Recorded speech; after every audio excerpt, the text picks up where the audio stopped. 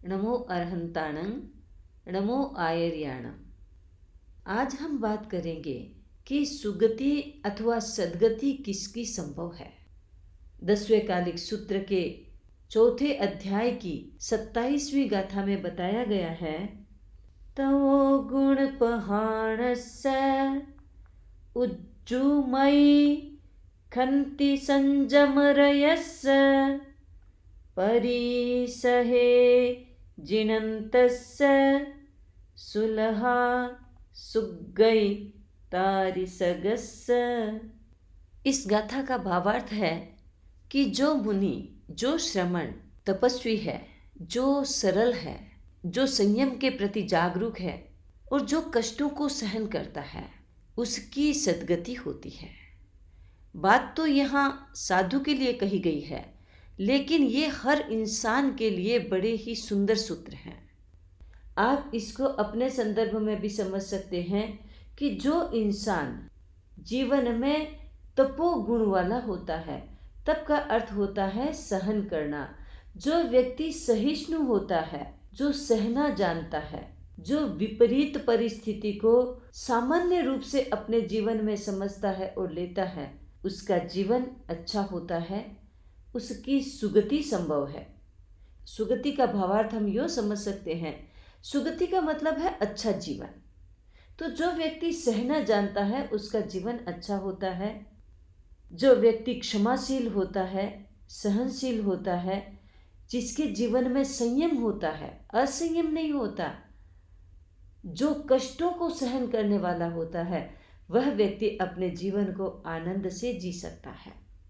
हम एक कल्पना करें कि ये जो गुण हैं वो इंसान के जीवन में कैसे फ्लरिश होते हैं, कैसे विकसित होते हैं। एक फूल की कल्पना करें कि एक फूल होता है, उसमें पंखुड़ियाँ होती हैं। तो हम ऐसा सोचें, सहनशीलता एक पंखुड़ी है, संयम एक पंखुड़ी है और कष्टों में सहिष्णुता एक पंखुड़ी है। इतनी पंखुड़ियों वाला फूल जिसमें सरलता की सुगंध है, कितना सुंदर लगेगा। ऐसा जीवन कौन नहीं चाहेगा। मन होता है कि सबको ऐसा जीवन मिले। एक बहुत सुंदर कहानी है, कहानी थोड़ी बड़ी है, लंबी है, लेकिन बहुत ही सुंदर कहानी है और एक बहुत सुंदर मैसेज हमें अपने जीवन के लिए मिलता है। अच्छा जीवन किसका होता है। एक आलसी व्यक्ति था, भोला भाला था, नाम था आनंद। वो काम नहीं करता, दिन भर आलस्य में बैठा रहता, बस खाता पीता मौज मस्ती से रहता, कोई काम धंधा नहीं करना।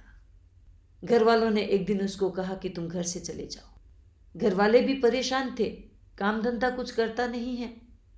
कहा जहाँ भी तुम्हें जाना है चले जाओ, घर में अब तुम्हारे लिए कोई जगह नहीं है। बेचारा घर से चला गया, जाए तो कहाँ जाए। एक मंदिर के बाहर बैठ गया। कष्ट में भगवान याद आती है, काम नहीं करना, लेकिन बाहर बैठा। उसने देखा एक गुरुजी हैं और गुरुजी के पास बहुत सारे शिष्य हैं।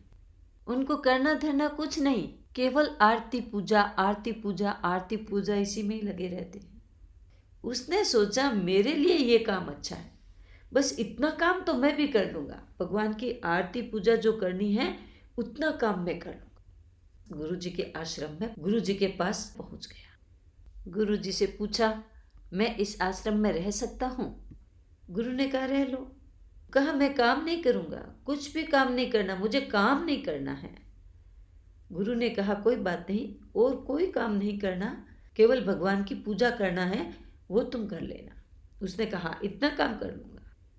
अब रोजाना पूजा कर लेता, खाता पीता, बड़ी मस्ती से रहता। आश्रम था, लोग दान भी खूब देते थे, खाने पीने की कोई कमी नहीं थी, खूब मस्ती से रहता।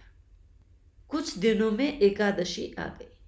उसने देखा आज किचन बंद है, कोई हलचल नहीं है, क्या बात है। गुरु के पास पहुंच गया, गुरुजी आज रसोई घर खुला नहीं है।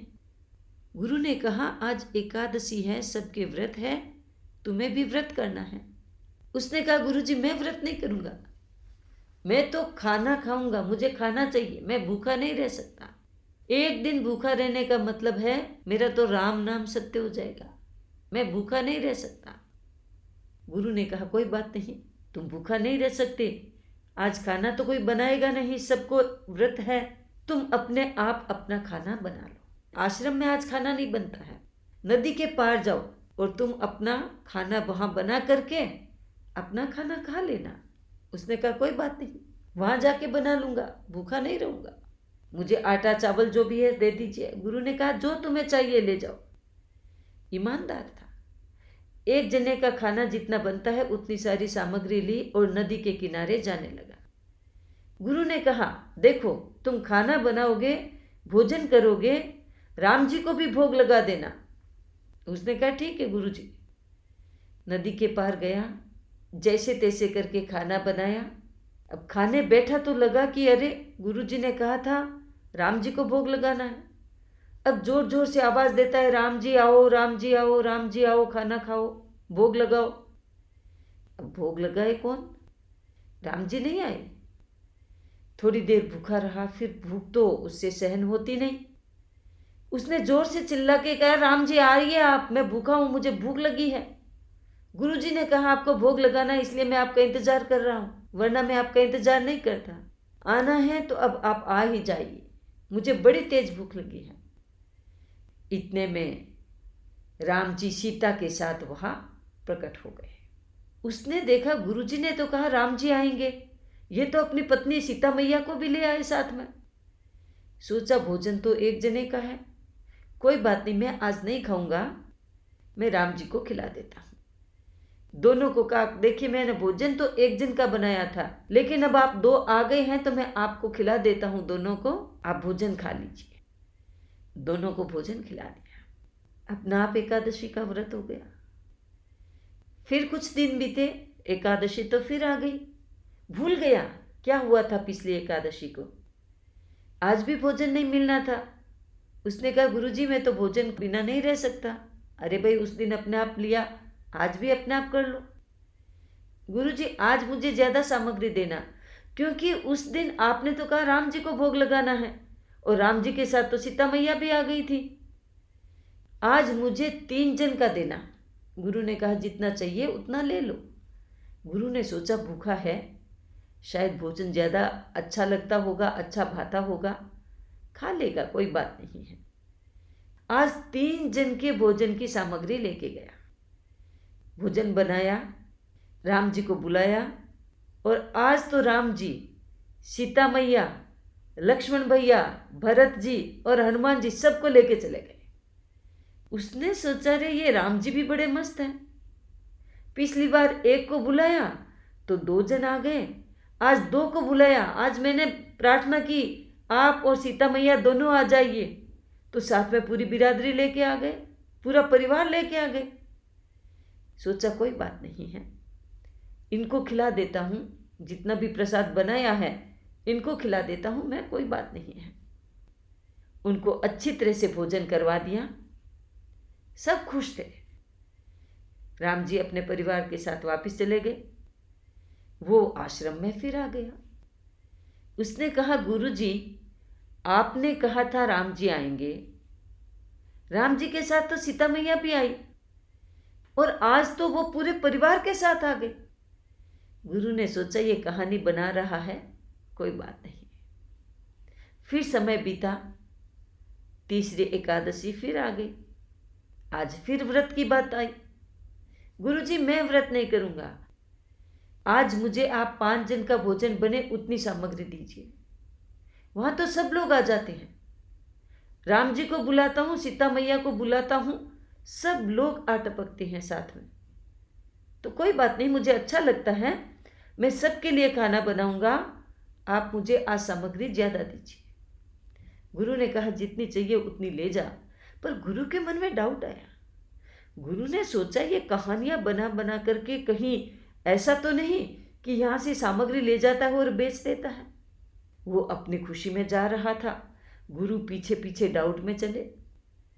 आज उसने सोचा कि मैं पहले खाना नहीं बनाऊंगा, क्योंकि कितने लोग आते हैं कुछ पता तो है नहीं और मैं हर बार भूखा रह जाता हूँ। आज पहले उनको बुलाऊंगा, देखूंगा, फिर खाने बनाने के बाद सोचूंगा। अब वो भगवान को बुलाने लगा, राम जी आ जाइए, सीता मैया आ जाइए, साथ में सबको ले आइए, हनुमान जी भी आ सकते हैं आज तो, लक्ष्मण भैया को भी ले आइए। अब वो अपनी मस्ती में सबको बुला रहा है। इधर देखा, राम जी तो पूरे दरबार के साथ वहां उपस्थित हो गए। उसने देखा कि राम जी को मैंने 5 जन को बुलाया, ये तो पूरा का पूरा दरबार ही आ गया है।